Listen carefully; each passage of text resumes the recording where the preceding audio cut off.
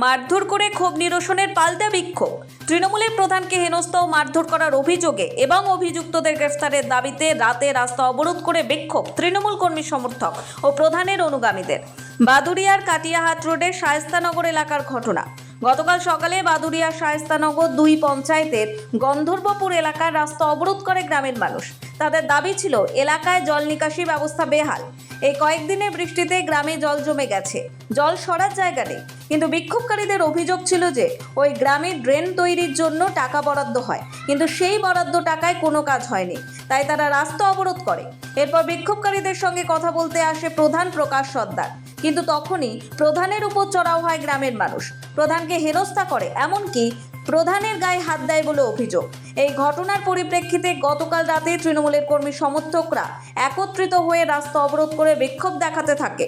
রাতে বিক্ষোভকারীদের দাবি ছিল যারা উদ্দেশ্য প্রণোদিতভাবে প্রধানকে হেনস্থা করেছে তাদের অবিলম্বে গ্রেফতার করতে হবে, কারণ ওই এলাকায় ড্রেন করার জন্য টাকা বরাদ্দ হয়েছিল, কিন্তু ঠিকাদার যখন কাজ করতে যায় তখন এলাকার মানুষ অসহযোগিতা করে, যে কারণে ঠিকাদার সংস্থা পঞ্চায়েতকে চিঠি করে জানিয়ে দেয় যে তারা কাজ করতে পারছে না। এরপর পঞ্চায়েতের প্রধান গ্রামে গিয়ে বহুবার বোঝানোর চেষ্টা করে ড্রেনটি করার জন্য, কিন্তু কেউ রাজি না হওয়ায় প্রধান বোর্ড মিটিংয়ে পাশ করে সেই ওয়ার্ক অর্ডার ক্যান্সেল করিয়ে দেয়।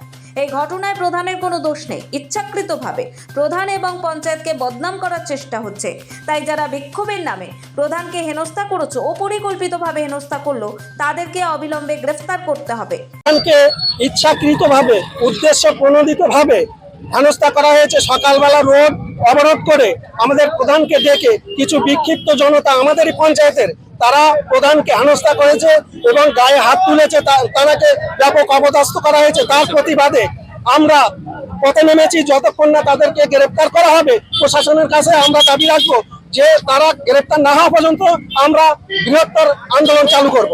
এই বিষয়ে প্রধান প্রকাশ সর্দার জানান, রাস্তা অবরোধ করেছেন যারা তারা তার অনুগামী কিনা তিনি জানেন না। তিনি যখন জেনেছেন তখনই বিক্ষোভকারীদের অবরোধ তুলে নিতে বলেছেন। পাশাপাশি তিনি এও বলেছেন তার সঙ্গে সকালে যারা অন্যায় আচরণ করেছে তাদের তিনি শাস্তি চান। সব মিলিয়ে শায়েস্তানগরে দাবি পাল্টা শাস্তির দাবি, ক্ষোভ বিক্ষোভ সহ উত্তেজনার পারদ কিন্তু নামছে না। কিছুক্ষণ আগে জানতে পেলাম প্রশাসনিক মাধ্যমে যে রাস্তা অবরোধ হচ্ছে।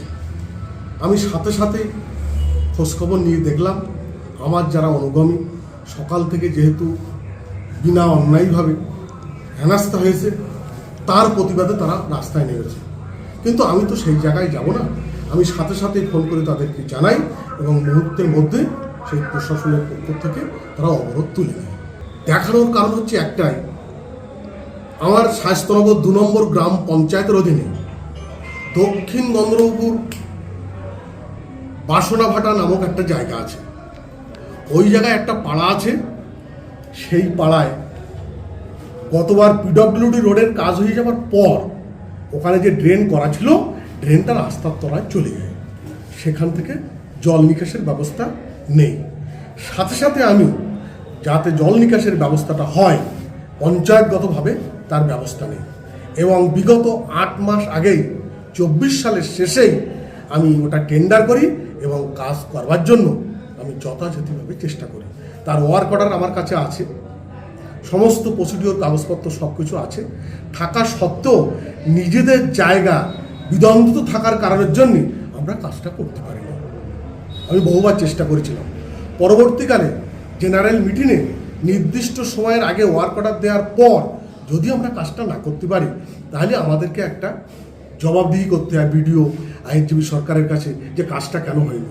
তখন আমরা জেনারেল মিটিংয়ে কাজটাকে ক্যান্সেল করি। হেনস্থা করে যে পরিকল্পনা মারবে, তারপর ওখান থেকে উঠিয়ে আমি চলে আসার চেষ্টা করি। পিছন দিক থেকে মহিলারা আমার গেঞ্জি ধরে টানে, সেটা ফুটেছে দেখুন, এবং ওখানকার কিছু স্থানীয় লোকজন সামনে দিয়ে আমার বাধার সৃষ্টি করে। নোবেল বাংলা।